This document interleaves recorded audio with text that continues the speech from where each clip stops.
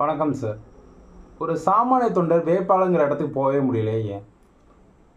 அதாவது 2 வகையான தொண்டர்கள் இருக்காங்கன்னு வச்சுக்கோமே. ஒன்று பூத்து தொண்டர். அந்த பூத்து வேலையை 5 வருஷம் பார்க்குறாரு, அவருக்கு அதிலே வேலை ஆயிடுது. இன்னொரு தொண்டர் யார் தெரியுமா? அவரும் தொண்டர் தான். அவர் சட்டமன்றம் ஃபுல்லாகவே 400 பூத்தையும் தெரிந்தவர். 400 பூத்துக்கும் மக்கள் பணி, கட்சி பணி 2த்தையுமே ஆற்றியவர்.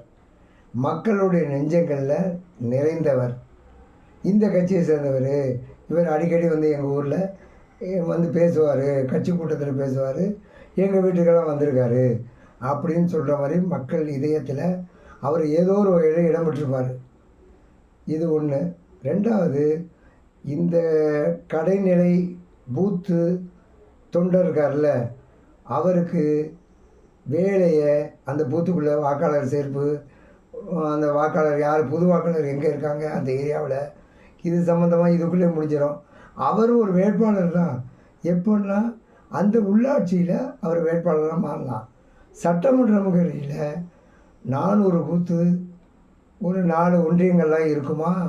4 ஒன்றியத்திலும் பயணம் செஞ்சு 4 ஒன்றிய மக்களையும் சந்தித்து அவர்களோட ஒருத்தராக ஒவ்வொரு குடும்பத்தையும் தெரிஞ்சு வச்சு, இதில் என்னென்னா ஒரு பூத்தில் வந்து சில இடத்துல எதிர்கட்சிக்கு வாக்குகள் அதிகமாகவும் தாழ்ந்திருந்த கட்சிக்கு வாக்குகள் கொஞ்சமாகவும் இருக்கும்.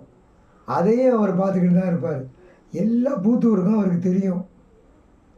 அதனால் அவர் அரசியல் குடும்பத்திலேருந்து வந்திருப்பார். இப்போ 60 ஆண்டு கால தமிழ்நாட்டு அரசியல் இருக்குது. சாமானியனுக்கு வந்து போய் இந்த 60 ஆண்டு கால அரசியலில் அந்த குடும்பத்திலேருந்து, அரசியல் குடும்பத்திலேருந்து வந்து பழகி மக்களோட மக்களாக ஒரு குறிப்பிட்ட பணியை செஞ்சுருப்பாங்க. அவங்க சட்டமன்ற வேட்பாளரோட மாறிடலாம். இந்த தொண்டன் ஒருத்தர் இருக்கார் தெரியுமா, அவர் பூத்துக்குள்ளே தேவைப்படுது. ஒரு பூத்துக்கும் தொண்டன் தேவைப்படுது, சட்டமன்றத்துக்கும் தொண்டன் தேவைப்படுது. இந்த சட்டமன்றம் ஃபுல்லாகவே 400 பூத்துக்கும் உள்ள தொண்டன் வந்து வேறு மாதிரியான தொண்டர். அவரும் கட்சி பணியாற்றுவார், மக்கள் பணியாற்றுவார். இவர் ஒரு பூத்துக்குள்ளேயே கட்சி பணி, மக்கள் பணியாற்றுவார். அதனால் அது சாமானிய தொண்டன்னு நினைக்க முடியாது. இவருடைய தொண்டு உள்ளந்தான் அவரை எம்எல்ஏ ஆக்குது. இவரை நம்பி இருக்கார், இவர் அவரோட இணைஞ்சிருக்கார்.